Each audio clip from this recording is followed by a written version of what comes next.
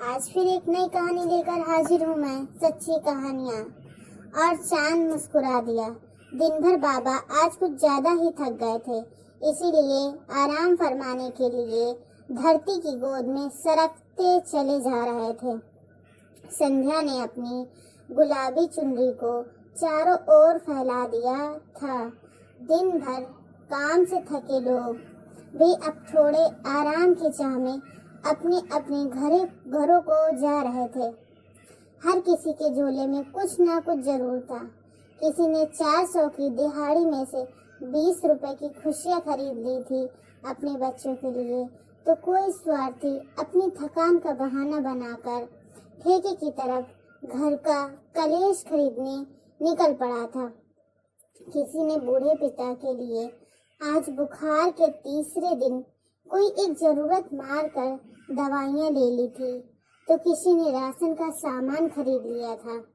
मगर इन्हीं जैसों में से एक हरिराम आज फिर अपने झोले में सिर्फ मायूसी बटोरे जा रहा था। आज चौथा दिन भी मजदूर यूनियन की हड़ताल न टूटी थी। गेहूं खुशी से पिस रहा था, क्योंकि वो जानता था कि आटा बनकर महंगे दाम में बिक जाएगा। मगर हरिराम जैसे घुन तो बेकार में ही पीसे जाते हैं, मगर करते भी क्या आखिर। थे तो घुन ही ना, वही ठेके का काम, वही रोज की दिहाड़ी। मगर 4 दिन से ये दिहाड़ी भी बंद थी।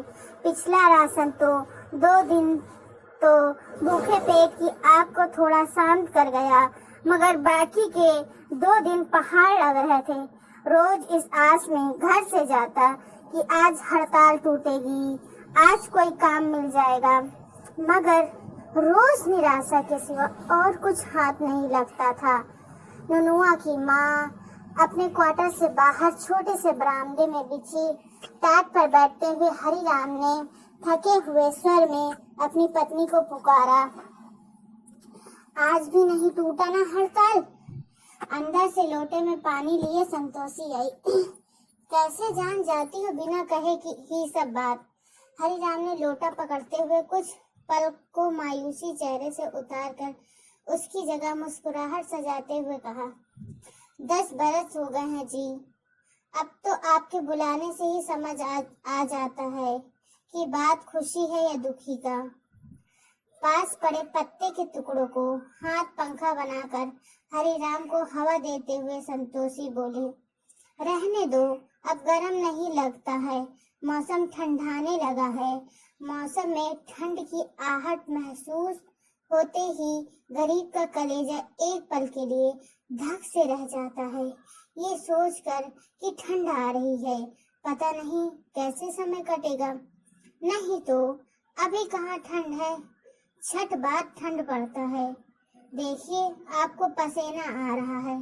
संतोषी ने मन में ठान ही लिया था कि दिसंबर के अंत से पहले वो मानेगी ही नहीं कि ठंड पड़ने लगी है। अगर वो न मानती तो हरिराम को इस तंग हालत में ओढ़ना बिछौना का चिंता भी खाने लगता, और वो ऐसा कभी नहीं चाहती थी। आज की हड़ताल नहीं टूटा, बड़का सब अपना काम अच्छे से चला ही रहा है, मगर हम जैसा गरीब सबको 100 रुपए रोज बढ़ाने के नाम पर ये 5-5 दिन भूखे मार रहा है। अरे आप बेकार का चिंता करते हैं जी। हम मंगला के यहाँ से आटा ले आए हैं, उसको कोटा में से गेहूं मिल जाता है ना, तो उसके पास आटा था, बिहान तक काम चल जाएगा। आज देखिएगा बिहान हड़तालों टूट जाएगा, फिर सब ठीक हो जाएगा। हमेशा ही संतोषी की बोली हरिराम के शरीर का सारा थकान निचोड़ लेती है। उसको अपना मन शांत करने के लिए बस संतोषी को एक तक ताकते रहने भर की जरूरत ही होती है। हरिराम ने अपनी सारी चिंता को किनारे रखकर संतोषी की ओर देखते हुए बड़े शर्माते लहजे में कहा, तुम बोलती बहुत अच्छा हो नुनुआ की माँ। आज भी नहीं बुझाता अब ये कितना टेंशन में थे। अभी ये कैसे बोल रहे हैं? संतोषी शर्मा गई थी। हरिराम कुछ और भी कहता, मगर तब तक नुनुआ आ गया था। फिर संतोषी खाना बनाने चली गई। रात के समय नुनुआ को खिलाकर संतोषी ने हरिराम के लिए खाना परोसा। रोटी और नमक और सूखी मिर्च की चटनी हरिराम के आगे परोस दी संतोषी ने। दाल हम नुनुआ को खिला दिए, आज भर खा लीजिए, कल सब ठीक हो जाएगा। संतोषी कितनी आशावादी है, ये सोचकर हरिराम गहरे से मुस्कुरा दिया। कल क्या होगा वो छोड़ो, आओ पहले खाना खा लें। अरे आप खाइए ना, हम बर्तन मांज कर खा लेंगे। संतोषी ने हरिराम की बात को टालते हुए कहा, बचा होगा तब ना खाओगी, हम जानते हैं इतना ही रोटी बनाई हो और बाकी का कल के लिए बचा ली हो, अब चुपचाप खा लो। संतोषी अपनी चोरी पकड़े जाने पर झेप गई। दोनों ने साथ साथ खाना खा लिया। पेट भले ही दोनों का न भरा हो, मगर खाने में प्यार की मात्रा इतनी थी कि दोनों का मन जरूर भर गया। कल कुछ अच्छा होगा, इस उम्मीद के साथ दोनों एक दूसरे की तरफ देखकर मुस्कुराते हुए सपनों की दुनिया घूमने निकल पड़े। अगले दिन सुबह के 4 बजे बर्तनों की आवाज से हरिराम की नींद खुल गई। उसने बिस्तर पर देखा तो संतोषी नहीं थी। अभी तो दिन भी नहीं चढ़ा, फिर संतोषी काहे उठ गई? हरिराम भी बिस्तर से उठ गया।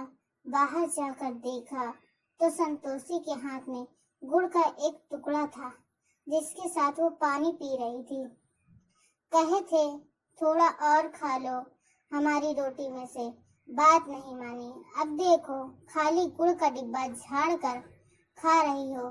हरिराम ने संतोषी से मजाक करते हुए कहा, नहीं भूख थोड़े ना लगा है, वो आज दिन में पानी नहीं ना पीना है, इसीलिए अभी पानी पी रहे थे।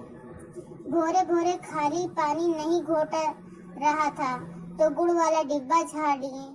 अपनी बात बताते हुए संतोषी के चेहरे पर 5 साल की बच्ची जैसी मासूमियत झलक रही थी। कहे आज पानी कहे नहीं पियोगी? वो आज करवा चौथ का पबनी है ना, इसीलिए संतोषी व्रत की बात बताते हुए शर्मा गई। अरे ये सब कब से करने लगी हो तुम? 4 दिन से तो पबनी कर रही हो, तब इसका क्या जरूरत है बताओ? वैसे भी तुम हमारे साथ हो ना, हमको कुछ नहीं होगा, ये सब बड़ा लोग का बात है पगली। हरिराम ने संतोषी को समझाते हुए कहा, नहीं जी ऐसा नहीं बोलिए, ये सब अपना संतोष का बात होता है। जब तक हम नहीं जानते थे हम नहीं किए, लेकिन अब सब औरत लोग करती हैं तो हमको भी करना है। सब अपना पति से प्रेम करती हैं तो रखती हैं, तो सोचो हम तो आपसे बहुत ज्यादा। इससे आगे संतोषी शर्मा के चुप हो गई। हम जानते हैं तुम हमसे बहुत प्रेम करती हो, मगर आगे कुछ बोलने से पहले संतोषी ने अपनी उंगली हरिराम के होठों पर रख दी। हरिराम बेचारा पत्नी की जिद के आगे मुस्कुराने के सिवा और कुछ नहीं कर पाया। आज हड़ताल टूट जाएगी, इस आस में हरिराम काम पर जाने के लिए निकलने लगा तो संतोषी ने उसे टोका, अरे 2 ठो रोटी खा लीजिए तब जाइएगा। अरे नहीं, रात का मिर्चाई वाला चटनी गर्मी कर दिया है, पेट ठीक नहीं है। क्या पता आज भी हड़ताल नहीं टूटा तो रात में फिर वही खाना होगा, इसीलिए अभी नहीं खाएंगे। हड़ताल नहीं टूटा तो आज जल्दी घर आ जाइए। इतना कहते हुए हरिराम ने अपने कदम तेज कर लिए। हाँ आज कैसे भी करके जल्दी आइएगा। संतोषी की बात पर मुस्कुराते हुए हरिराम आगे बढ़ गया। शाम घिर आई थी। हरिराम अभी तक घर नहीं लौटा था। संतोषी को पूरी उम्मीद थी कि आज पक्का हड़ताल टूट गई होगी। संतोषी को न जाने क्यों आज बहुत घबराहट हो रही थी। हरिराम भी अभी तक लौटा नहीं था, जबकि वो इतनी देर नहीं करता था। संतोषी की बेचैनी बढ़ती जा रही थी। इतने में हरिराम सामने से आता दिखा। संतोषी ने सोच लिया था कि आज वो हरिराम को टोकेगी नहीं, क्योंकि उसने उसकी बात नहीं मानी।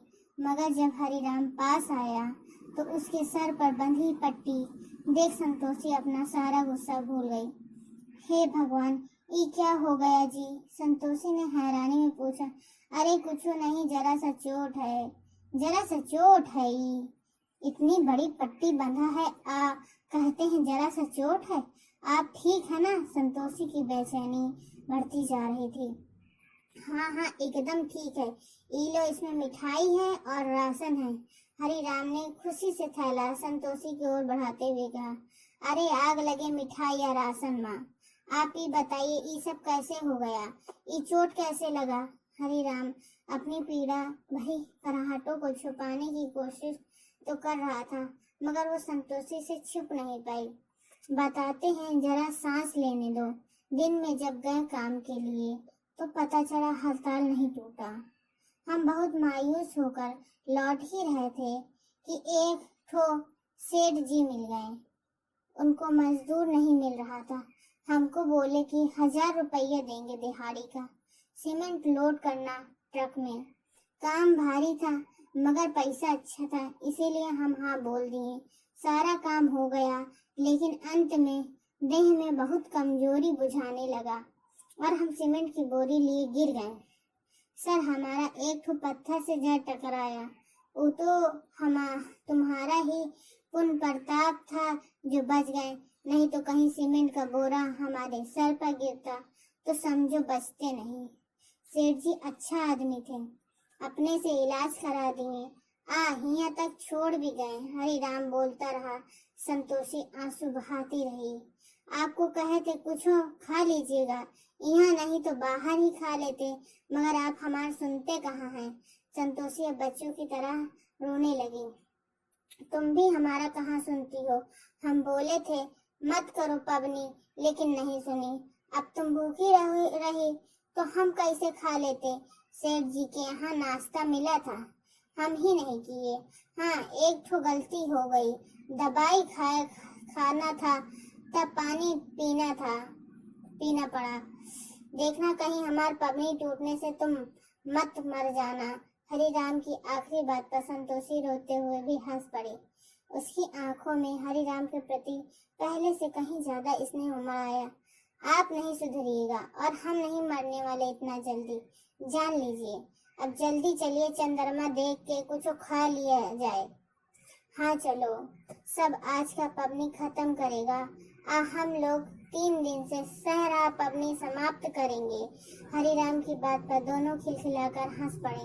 उधर नुनुआ सब बातों से अनजान झोले में से मिठाई निकालकर उसे अमृत जान गपागप खाने लगे। उसे खाता देख दोनों की जैसे 3 दिन से पेट में जल रही भूख की आग अचानक से शांत हो गई। सब चांद को देख अपना व्रत तोड़ने में लगे हुए थे और चांद इन दोनों के प्रेम को देखकर अपने चेहरे पर सुकून भरी मुस्कुराहट सजाए बैठा था। ऐसी प्रेम कहानियां सुनने के लिए मुझे